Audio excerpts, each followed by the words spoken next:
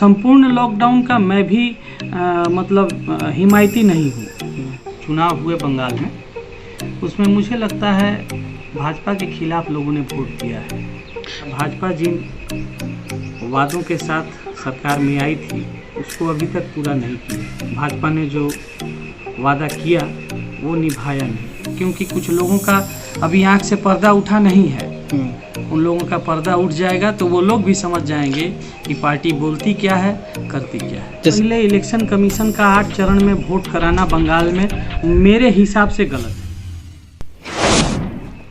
जो विधानसभा के चुनाव हुए बंगाल में, उसमें मुझे लगता है भाजपा के खिलाफ लोगों ने वोट दिया है। ऐसा क्यों लगता है? क्योंकि यहाँ के वोटर बहुत जागरूक हैं। पूरे देश में जो घटना हो रही है या भाजपा जिन वादों के साथ सरकार में आई थी उसको अभी तक पूरा नहीं किया, चाहे वो मजदूर वर्गों के साथ हो, किसान के साथ हो, नौकरी पेशा लोगों के साथ हो, किसी के साथ भाजपा ने जो वादा किया वो निभाया नहीं। यहाँ केंद्रीय कर्मचारियों का आज 1.5 साल से डीए भी बंद है, तो लोग कहीं ना कहीं भाजपा के खिलाफ जाकर, भाजपा के विचारधारा के खिलाफ जाकर अपना मतदान दिया है।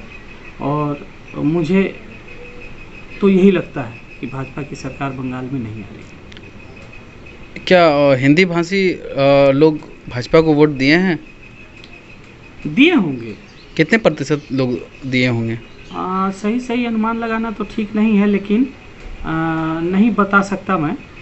लेकिन मुझे लगता है कि हिंदी भाषी हों, बांग्ला भाषी हों या किसी भी भाषा भाषी के लोग जो बंगाल में रह रहे हों, उन लोगों के दिल में होगी भाजपा के लिए जगह होगी, क्योंकि कुछ लोगों का अभी आंख से पर्दा उठा नहीं है।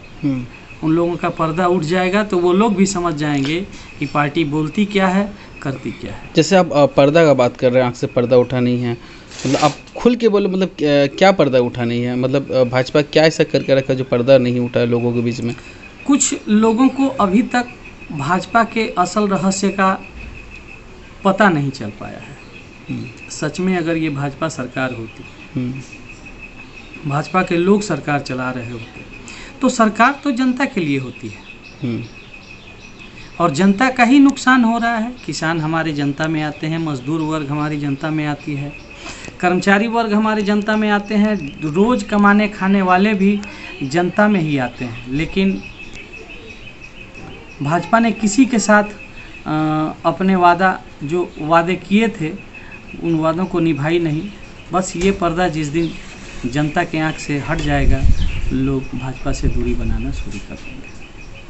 तो साफ तौर पे कहा जाए तो बंगाल में फिर से तृणमूल कांग्रेस की सरकार आ रही है?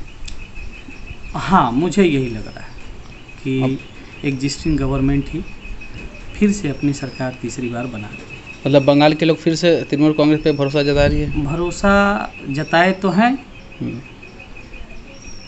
एग्जिस्टिंग गवर्नमेंट पे ही जो अपनी तृणमूल सरकार थी उसी पे भरोसा जताए हैं इस बार 2021 के विधानसभा चुनाव में। सभी ने कोविड को नज़रअंदाज करते हुए जिस तरह प्रचार किए हैं, इसी कारण कह सकता हूँ, इसी कारण कोविड आज पश्चिम बंगाल में इतना बढ़ा है।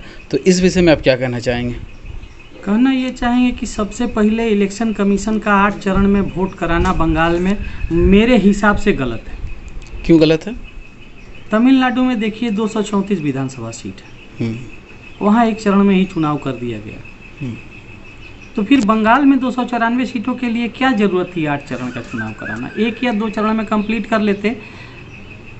पूरा कोरोना का प्रोटोकॉल पालन करते हुए यदि 1, 2, 3 चरण में भी ख़त्म कर लेते तो बंगाल में कोरोना का विस्फोट नहीं होता। मुझे ऐसा लग रहा है, डर लग रहा है अंदर से कि बंगाल में भी कोरोना का विस्फोट बहुत ज़्यादा होने वाला है।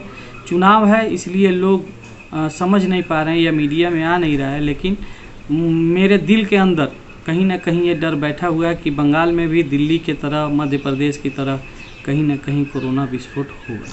तो 1 मई से तो बंगाल में जिस तरह लॉकडाउन का पालन किया जा रहा है, स्टार्ट हो चुका है, सभी दुकानदार या सभी लोग, व्यवसायी लोग भी लॉकडाउन को समर्थन दे रहे हैं। तो इससे क्या लगता है कि ये लॉकडाउन अभी 1 मई को ही लगना चाहिए था, इससे पहले नहीं लगना चाहिए था जब चुनाव था? तो नहीं, चुनाव तो खैर इतने चरण में कराना ही नहीं चाहिए था, ये और पहले लगना चाहिए था। और संपूर्ण लॉकडाउन का मैं भी मतलब हिमायती नहीं हूँ। हाँ, ब्रेकअप कर करके जैसे रोज़ 2 घंटा 4 घंटा 8 घंटा नाइट कर्फ्यू ये होता रहे तो लोग बचे भी रहेंगे और लॉकडाउन का पालन भी होता रहेगा। अगर कंप्लीट लॉकडाउन होता है तो 2020 के बाद बहुत लोग बेघर हो गए, बहुत व्यवसायी मतलब व्यवसायियों का व्यवसाय समाप्त हो गया और नौकरी पेशा लोग भी परेशान हैं, तो बहुत तबाही आ जाएगी। सरकार को इस विषय में सोचना चाहिए और ज़्यादा से ज़्यादा सुरक्षात्मक रवैया अपनाना चाहिए। और जनता से भी मैं अपील करता हूँ या अपने फॉलोअरों से ही अपील करता हूँ कि कोरोना के प्रोटोकॉल का पालन करें। जी, मैं इंटक का ऑर्गेनाइजिंग सेक्रेटरी हूँ। इंटक NFIR का जो मेरे ट्रेड यूनियन का अपने NFIR का मैं अपने चितरंजन इकाई का ऑर्गेनाइजिंग सेक्रेटरी हूँ। मैं उसी हिसाब से इन सारी बातों को रख रहा हूँ।